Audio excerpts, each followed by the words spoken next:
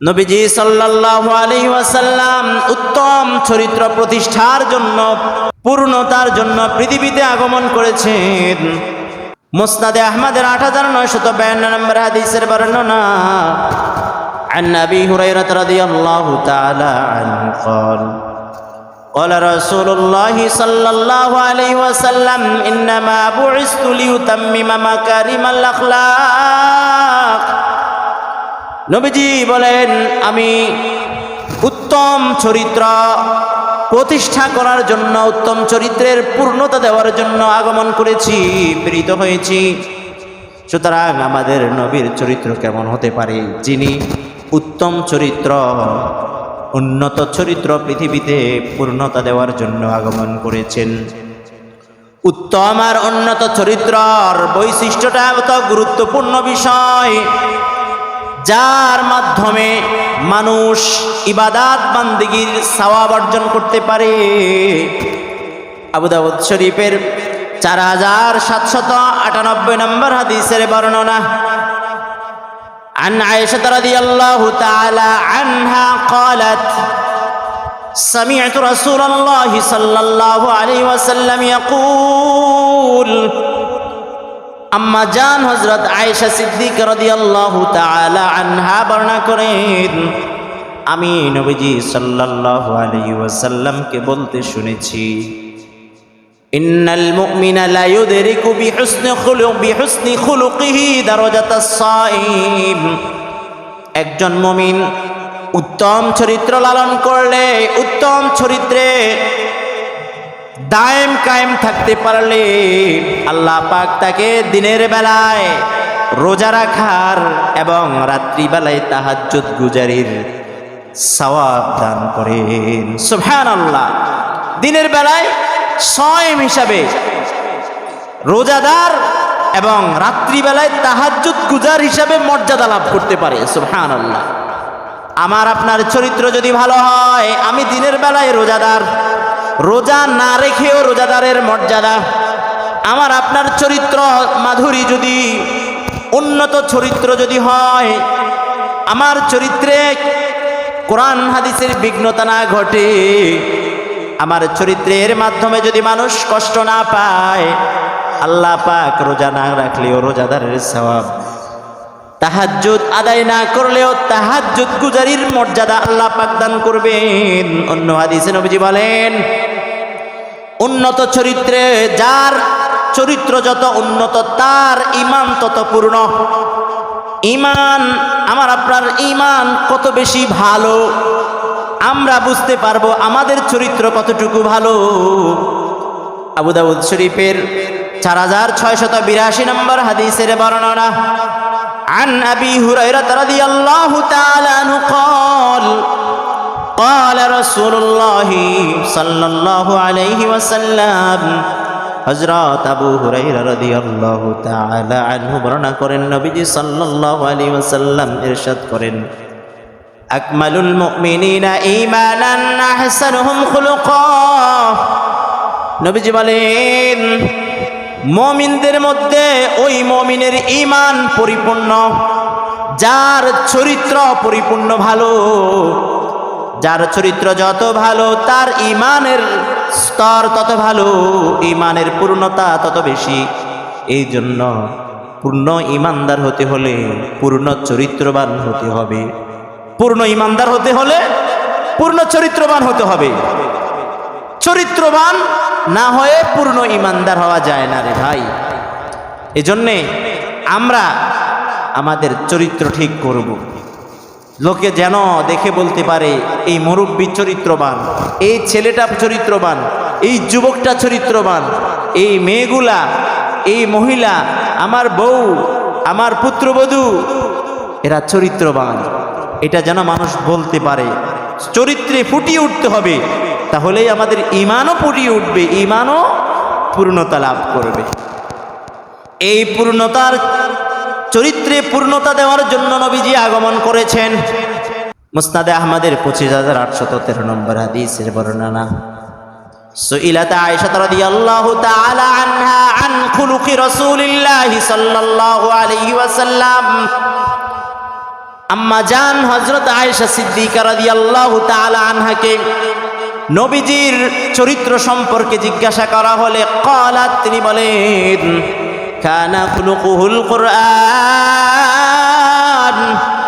নবীজির চরিত্র হলো কোরআন। পুরা কোরআন নবীজির চরিত্র, সেখান থেকেই আমাদের জন্য আদর্শ রয়েছে। আল্লাহ পাক সূরা আহজাবের 21 নম্বর আয়াতে বলেন লাকাদ কানা লাকুম ফি রাসূলিল্লাহি উসওয়াতুন হাসানাহ লিমান কানা ইয়ারজুল্লাহা ওয়াল ইয়াউমাল আখিরাহ ওয়া যাকারাল্লাহা কাসীরা। আল্লাহ রাব্বুল আলামিন বলেন তোমাদের জন্য আল্লাহর রাসূলের মধ্যে রয়েছে উত্তম আদর্শ। আল্লাহর রাসূলের আদর্শ তোমাদের জন্য আদর্শ, রাসূল তোমাদের জন্য মডেল। রাসূলেরকে তোমরা অনুসরণ করবা। তোমরা যারা কিয়ামত এবং আল্লাহর প্রতি আল্লাহর দিদারের প্রত্যাশা রাখো, আল্লাহকে যারা বিশ্বাস করো, কিয়ামতকে আখিরাতকে যারা বিশ্বাস করো, বেশি বেশি যারা জিকির করো, তাদের জন্য আল্লাহর রাসূলের মধ্যে রয়েছে উত্তম আদর্শ। আমরা যা কিছু খুঁজবো রাসূলের আদর্শে খুঁজবো। রাসূল কেমন ছিলেন, রাসূল কোন কাজটা কেমনে করেছেন, কথা কেমনে বলেছেন, বিচার আচার কেমন করেছেন, সমাজ কিভাবে পরিচালনা করেছেন, বিবির সাথে কিভাবে কথা বলেছেন, কিভাবে রাসূলুল্লাহ সাল্লাল্লাহু আলাইহি ওয়াসাল্লাম পৃথিবীতে রাষ্ট্র ব্যবস্থা কায়েম করেছেন, সব কিছুই আমাদের জন্য, পৃথিবীবাসীর জন্য আদর্শ রয়েছে নবীজি সাল্লাল্লাহু আলাইহি ওয়াসাল্লামের আদর্শে। নবীজি ছিলেন একজন সত্যবাদী ছিলেন। যারা নবীজিকে কষ্ট দিয়েছে, মারধর করেছে, আঘাত করেছে, নির্যাতন করেছে, তারাই নবীজির সত্যবাদিতার সার্টিফিকেট দিয়েছিল। বুখারী শরীফের 4971 নম্বর হাদিসের বর্ণনা عن ابن عباس رضي الله تعالى عنهما قال, ইবনে আব্বাস রাদিয়াল্লাহু তাআলা আনহুমা থেকে বর্ণিত, তিনি বলেন নবীজি সাল্লাল্লাহু আলাইহি ওয়াসাল্লাম কেমন সত্যবাদিতা ছিল। ফালাম্মা নাযালাত ওয়া আনযির আশীরাতাকাল আকরাবিন, যখন ওয়া আনযির আশীরাতাকাল আকরাবিন নাজিল হলো, এর অর্থ হলো হে নবী আপনি আপনার নিকট আত্মীয়দেরকে সতর্ক করুন, শিরিক থেকে যেন তারা চলে আসে, মূর্তি পূজা যেন তারা ছেড়ে দেয়, তাদেরকে আপনি সতর্ক করুন, জাহান্নাম সম্পর্কে সতর্ক করুন। এই আয়াত কারিমা যখন নাজিল হলো, খরজ রাসূলুল্লাহ সাল্লাল্লাহু আলাইহি ওয়াসাল্লাম হাত্তা সাইদাস সাফা। আয়াত নাজিল হওয়ার পরে নবীজি সাল্লাল্লাহু আলাইহি ওয়াসাল্লাম ঘর থেকে বের হলেন, সাফা পাহাড়ে উঠলেন। মক্কার সাফা পাহাড়ে নবীজি সাল্লাল্লাহু আলাইহি ওয়াসাল্লাম উঠলেন। বাহা তাহফা ইয়া সাবাহ ইয়া সাবাহ, এটা বলে নবীজি সাল্লাল্লাহু আলাইহি ওয়াসাল্লাম সবাইকে সতর্ক করলেন, ডাক দিলেন। নবীজি ইয়া সাবাহ বলে সবাইকে ডাক দিলেন। ইয়া সাবাহ হলো সকালবেলার সতর্কতা করার জন্য ডাক দেওয়া হয়। সকালবেলায় কোনো বিষয়ে সতর্ক করতে হলে একজন আরোকে ইয়া সাবাহ বলে ডাক দেন। নবী সাফা পাহাড়ে উঠে ইয়া সাবাহ বলে মক্কার কুরাইশদেরকে ডাক দিলেন। কুরাইশরা বলল মান হাদা, কে ডাক দিল আমাদেরকে? ফাজতামিউ ইলাইহি, কুরাইশরা নবীজির সামনে জমায়েত হলো। নেতা সহ যারা নেতৃত্ব দেয়, নেতৃত্ব স্থানীয় সবাই, আবু লাহাব, আবু জেহেল সবাই একত্রিত হলো। ফাকাল সাল্লাল্লাহু আলাইহি ওয়াসাল্লাম আরাআইতুম ইন আখবারতুকুম আন্না খাইলান তাখরুজু মিন সাফহি হাদাল জাবাল। নবীজি সাল্লাল্লাহু আলাইহি ওয়াসাল্লাম তখন নবীজি বললেন আমি যদি তোমাদেরকে এই খবর দিই, একটি অশ্বরোহী সেনাবাহিনী প্রস্তুত রয়েছে এই পাহাড়ের পিছনে তোমাদের আক্রমণ করার জন্য, আকুনতুম মুসাদ্দিকিন, আমার এই সংবাদ কি তোমরা সত্য হিসাবে গ্রহণ করবা? পাহাড়ের পিছনে প্রস্তুত আছে একটি অশ্বরোহী সেনাবাহিনী দল, তোমাদেরকে আক্রমণ করবে। এই সহবা পাহাড়ের পিছনে, তোমরা কি আমার এই কথা বিশ্বাস করবা?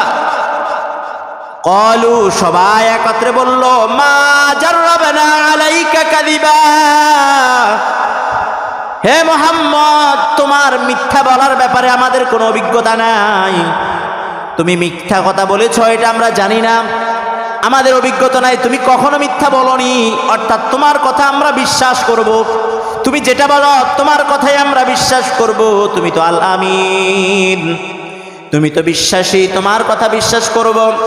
তখন নবীজি বললেন, ইন্নী নাযারতু লাকুম বাইনা ইয়াদাই আযাবান শাদীদ, যে তোমাদের মধ্যকার যে কঠিন শাস্তি রয়েছে, তোমরা যে কাজ করছো কঠিন শাস্তির সম্মুখীন হবা, সেই শাস্তি সম্পর্কে আমি তোমাদেরকে সতর্ক করছি। তোমাদের জন্য আমি সতর্ককারী, কঠিন শাস্তি সম্পর্কে আমি সতর্ককারী। ক্বালা আবু লাহাব বলে উঠল, তাব্বাল্লাকা মা জামাতানা ইল্লা লিহাযা। আবু লাহাব তখন মুহাম্মদুর রাসূলুল্লাহ সাল্লাল্লাহু আলাইহি ওয়াসাল্লামকে বলল, তোমার ধ্বংস হোক, তুমি কি এই জন্য আমাদেরকে একত্রিত করেছো?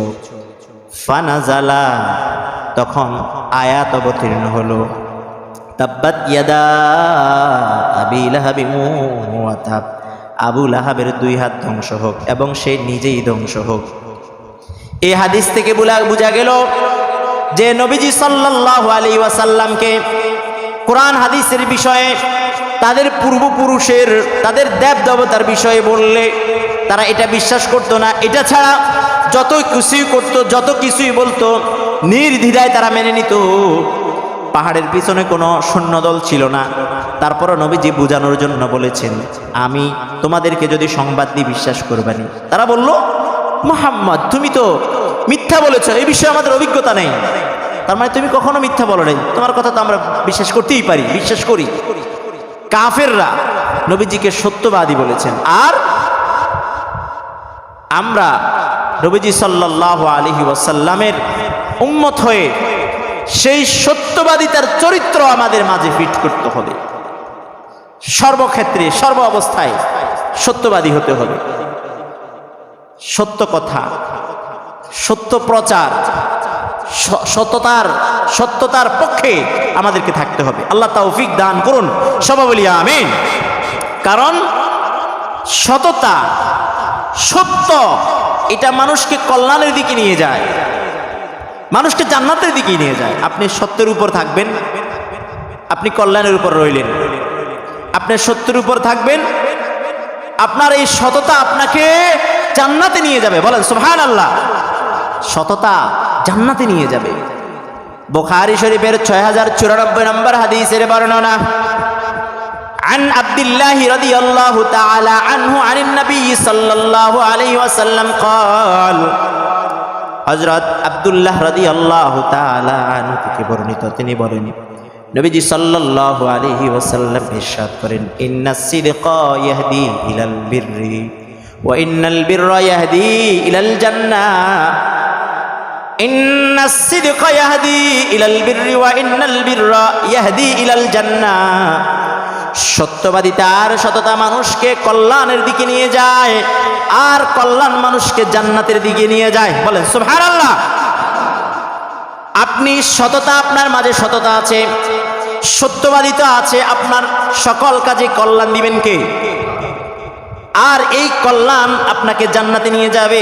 নবীজি বলেন, ওয়া ইন্নাস সিদকা ওয়া ইন্নার রাজুলা লা ইয়াসদুকু হাত্তা ইয়াকুনা সিদ্দীকা। একজন মানুষ সততার উপর অবিচল থাকলে, সত্যবাদিতার উপর যদি কায়েম থাকে, নবীজি বলেন সেই ব্যক্তি সিদ্দিকের মর্যাদা লাভ করতে পারে। সিদ্দিক হযরত আবু বকর সিদ্দিক কে? হযরত আবু বকর সিদ্দিকিনের মর্যাদা লাভ করতে পারবে। আর সিদ্দিকিনরা জান্নাতে যায়। সিদ্দিকিনরা কোথায় যায়? জান্নাতে যায়। সততার উপর অবিচল থাকবেন। আজকে সত্য কথা বলেছেন, সকালে সত্য বিকালে মিথ্যা, এমন যেন নয়। সকালে সত্য বিকালেও সত্য, পরের দিনও সত্য, সব সময় সত্য। সত্যের উপর অবিচল থাকবেন, আল্লাহ পাক আপনাকে কল্যাণ দিবেন, আর এই কল্যাণ আপনাকে জান্নাতে নিয়ে যাবে। আল্লাহর দরবারে আপনি সিদ্দিক হিসাবে মর্যাদাবান হবেন। ওয়া ইন্নাল কিযবা ওয়া ইন্নাল কাযিবা ইয়াহদি ইলাল ফুজুর ওয়া ইন্নাল ফুজুর ইয়াহদি ইলান নার। আর আপনি যদি মিথ্যার উপর অবিচল থাকেন, মিথ্যা আপনাকে গুনাহের দিকে নিয়ে যাবে, পাপের দিকে নিয়ে যাবে। ওয়া ইন্নাল ফুজুর ইয়াহদি ইলান নার। আর পাপ আপনাকে জাহান্নামের দিকে নিয়ে যাবে। বলে নাউজুবিল্লাহ। পাপ কোথায় নিয়ে যায়? জাহান্নামের দিকে নিয়ে যায়। নবীজি বলেন ওয়া ইন্নার রাজুলা লা ইয়াকযিবু হাত্তা ইউকতাবা ইনদাল্লাহি কাযাবা। আর একজন ব্যক্তি যখন মিথ্যা কথা বলতেই থাকে, মিথ্যা কথা বলতেই থাকে, সে আল্লাহর কাছে মহা মিথ্যাচারী হিসাবে প্রতিপন্ন হয়। এমন অবস্থা হয়ে যায় তার কোনো কথাই আর সত্য থাকে না, সে সব সময় মিথ্যা, আল্লাহর কাছে সে মহা মিথ্যাচারী হয়ে যায়। নাউজুবিল্লাহ। এই জন্য সততার উপর থাকবো। কিসের উপর থাকবো? সততার উপর থাকবো। নবীজি সাল্লাল্লাহু আলাইহি ওয়াসাল্লাম ছিলেন ন্যায়পরায়ণ। আমরা তো আজকে ন্যায়পরায়ণতা বুঝি না, স্বার্থের পিছনে বুঝি। আমার স্বার্থ যেখানে আমি সেখানে। ন্যায়পরায়ণ, ন্যায়ের পথে আমরা আজকে নাই। নবীজি ন্যায়পরায়ণ ছিলেন। বুখারী শরীফের 4304 নম্বর হাদিসের বর্ণনা। হযরত উরওয়া ইবনে জুবাইর রাদিয়াল্লাহু তাআলা বর্ণনা করেন, আন্না ইমরাআতান সারাকাত ফি আহদি রাসূলিল্লাহি সাল্লাল্লাহু আলাইহি ওয়াসাল্লাম ফি গজওয়াতিল ফাতহি। গজওয়াতুল ফাতহের অভিযানের সময়, ফাতহে মক্কার অভিযানের সময় এক মহিলা চুরি করেছিল। ফাফাজিআ কওমুহা ইলা উসামা ইবনে যায়েদ ইস্তাশফিউনা। ওই মহিলার কওম, ওই মহিলার এলাকার মানুষ আতঙ্কিত হয়ে হযরত নবীজির সাহাবী উসামা ইবনে যায়েদ রাদিয়াল্লাহু তাআলা আনহু এর কাছে সুপারিশ করার জন্য গিয়েছিল এই বিষয়ে, যেন নবীজির কাছে সুপারিশ করেন। আপনারাও কেউ আপনাদের আপন কেউ যদি কোনো বিপদে পড়ে, আপনারা আপনজনরা ছুটে যান না, যাতে ওকে বাঁচানো যায়। ওই মহিলার আপনজনরা ছুটে গেল, এলাকার মানুষ ছুটে গেল। আরে এখন তো ফাতহে মক্কার অবস্থা, তো মুহাম্মাদুর রাসূলুল্লাহর হাতে ক্ষমতা, কিভাবে বাঁচানো যায়? কারণ ওই সময় আল্লাহর আইন ছিল চুরি করলে কি করা? হাত কাটা। চুরি করলে কি করা? কিভাবে হাত কাটা থেকে বাঁচানো যায়? একজন সাহাবীর কাছে গেল, ওসামা ইবনে যায়েদ রাদিয়াল্লাহু তাআলা আনহুর কাছে গেল। ফালাম্মা কাল্লামাহু উসামাতু ফিহা। উসামা যখন এই বিষয়ে কথা বলছিলেন, ফালাম্মা কথা যখন এই বিষয়ে যখন নবীজির কাছে এই ব্যাপারে কথা বলতেছিলেন, তালাওয়ানা ওয়াজহু রাসূলিল্লাহি সাল্লাল্লাহু আলাইহি ওয়াসাল্লাম, নবীজির চেহারা রং পরিবর্তন হয়ে গেল। নবীজি বললেন, হে উসামা, আতুকাল্লিমুনি ফি হাদ্দিন মিন হুদুদিল্লাহ। তুমি কি আল্লাহ পাকের নির্ধারিত শাস্তি সমূহের বিষয়ে আমাকে সুপারিশ করতেছো? আল্লাহ এটা নির্ধারণ করে দিছি, তুমি এটা বাতিল করার জন্য, এই বিষয়ে তাকে মাফ করার জন্য তুমি বলতেছো, অথচ এটা আল্লাহ পাকের নির্ধারিত শাস্তি। তিনি বলতেছেন যে হযরত উরওয়া রাদিয়াল্লাহু তাআলা আনহু বলতেছেন, যখন সন্ধ্যা হলো রাসূলুল্লাহ সাল্লাল্লাহু আলাইহি ওয়াসাল্লাম মিম্বরে উঠলেন খুতবা দেওয়ার জন্য। তিনি বললেন, তখন খুতবা দিতে গিয়ে বললেন, ফা ইন্নামা আহলাকান নাসা ক্বাবলাকুম। তোমরা কি জানো তোমাদের পূর্ববর্তীরা কেন ধ্বংস হয়েছে? তোমাদের পূর্ববর্তীরা কেন ধ্বংস হয়েছে? তাদের ধ্বংস হওয়ার কারণ হলো আন্নাহুম কানু ইযা সারাকা ফীহিমুশ শরীফু তারাকু। কোন ভদ্রলোক, কোন নেতৃস্থানীয় ব্যক্তি যদি চুরি করত, তাহলে তাকে ছেড়ে দেওয়া হতো, শাস্তি দেওয়া হতো না। কি বলেন? এটা আছে দুনিয়াতে? আছে, আছে, আছে।